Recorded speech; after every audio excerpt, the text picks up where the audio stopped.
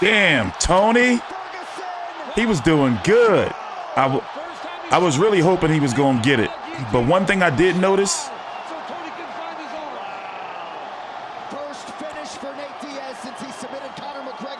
Fourth round finish for Nate Diaz.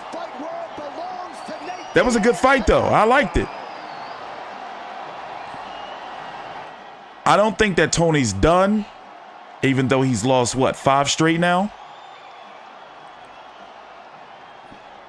I just feel like he was out there lunging his shots, and his team kept telling him not to turn his back, and he kept turning his back. Right here you see Nate really picking up the pace on Tony.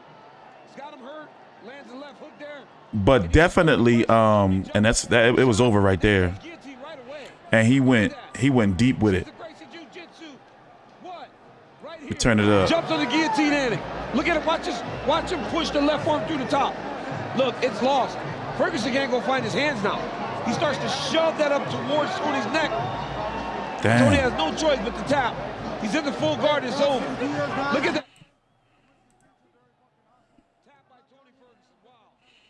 I was rooting for Tony. Nate Diaz is tough, but I thought that his legs was going to eventually give out because he was taking some brutal leg kicks, and that was the most dominant strikes from Tony. But when he was trying to go, for big shots, he kept turning his back, or he was lunging and pushing his shots. Like I was scared that he might have got knocked out that way.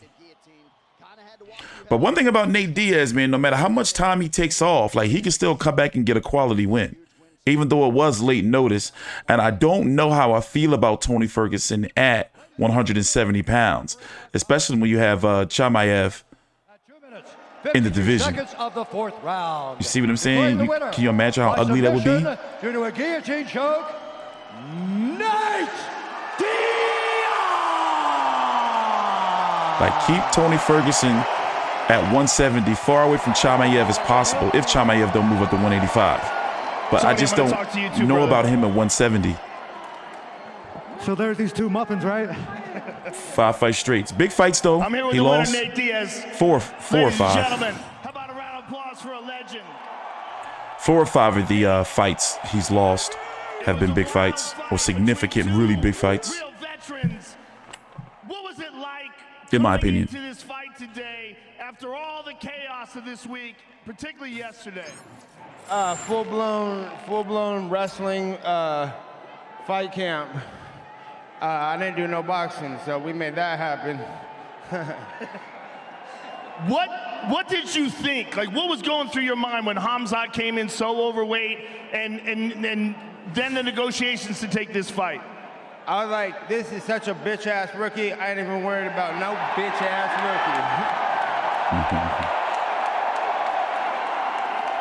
rookie. Was there any concern whatsoever about switching opponents?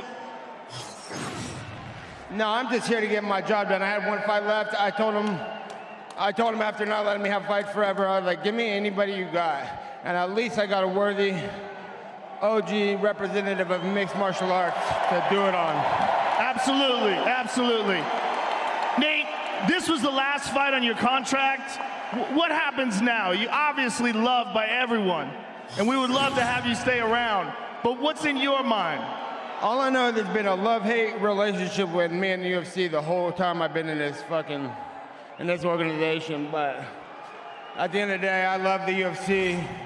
Shout out to Dana White, Lorenzo Fertitta, and Hunter Campbell for giving the opportunities and the platform the whole time for everybody and for myself. I feel like I'm the most, right now, I feel like I've had the longest career in the UFC, and I've had the most successful one. At everybody. I outdid everybody on pay. I outdid everybody on surviving.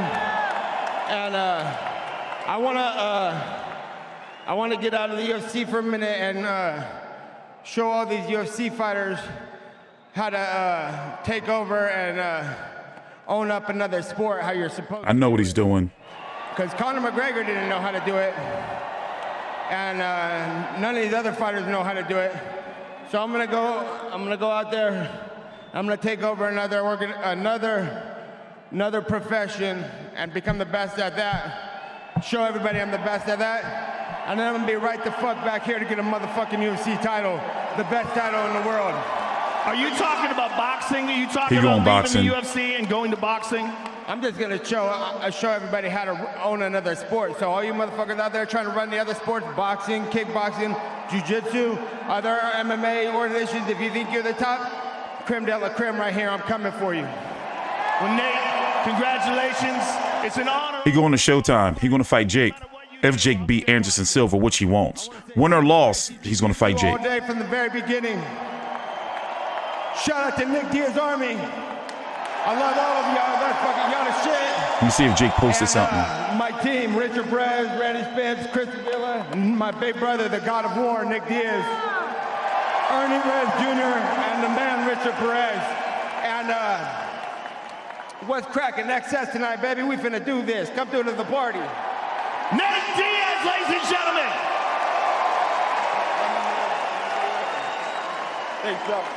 I'm here with another legend, ladies and gentlemen, Tony Ferguson. How about a round of applause for Tony Ferguson?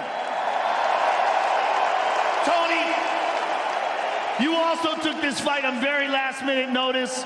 Give us your thoughts on how all that went down. Oh, that shit was wild, man. I'm gonna be real. It's been an honor to come in here and fight for you fans. No bullshit, Joe. That shit was fun.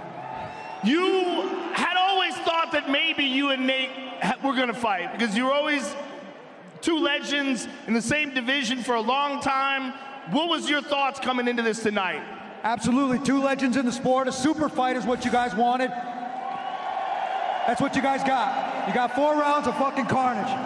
Last minute replacement, I would have liked a little bit more time, but I'm fucking back, man. Gotta fix some mistakes, and I love my crew. So shout out to my wife, our 10-year anniversary. My kid missed his first baseball game. We've got a lot to make up, man, and I'm fucking here. I'm back. Well, Tony, you're a legend. It's always a pleasure to call your fights. Tony Ferguson, ladies and gentlemen. Legends both, Tony Ferguson and Nate Diaz. Those post-fight interviews were brought to you by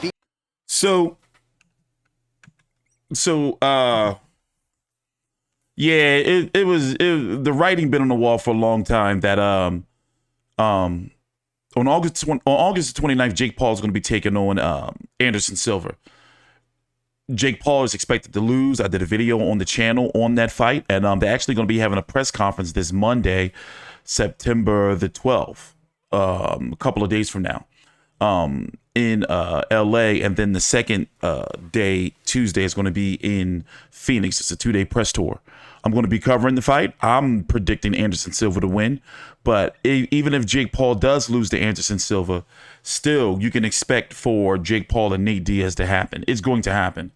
It's just all about when is it going to happen. Jake Paul posted breaking news: Nate Diaz is officially out of his UFC contract. Sources: UFC has reached out to boxing legend Luis Pineda to fight Nate Diaz as the main event. Nate not willing to risk a fight against such a dangerous opponent. I don't know what that means. Luis Pineda is that guy that flopped from a few weeks ago on the KSI card. I believe that was the dude. But, Tony Ferguson is not done.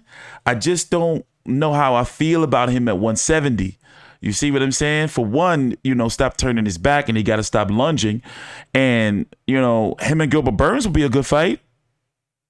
Get him a win first, because he has been in big fight after big fight. Get him a win first, and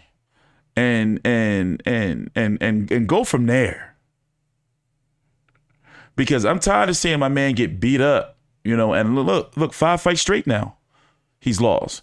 Even though big ones, Justin Gaethje, Charles Oliveira, Michael Chandler.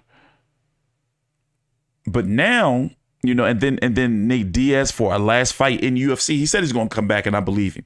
But, he want to go get that boxing money. And you can't blame him for trying to go over there and get that boxing money, because him and Jake Paul is still going to be a big fight, and that build-up's going to be big. Even though I expect for Jake Paul to lose to Anderson Silva, and possibly lose to Nate Diaz, because I can't see Nate Diaz getting knocked out in a boxing ring. I can't see it.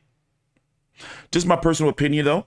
Take a time out, like the video, subscribe, follow me on Twitter at T Street Controversy, and the Fight View 360 Boxing Podcast, which is available on all of your listening platforms, Google, iHeart, Spotify, Apple. You can even Google the Fight View 360 Boxing Podcast and everything will come up. Thanks for watching. I'm T Street Controversy with Fight View 360. See you guys later.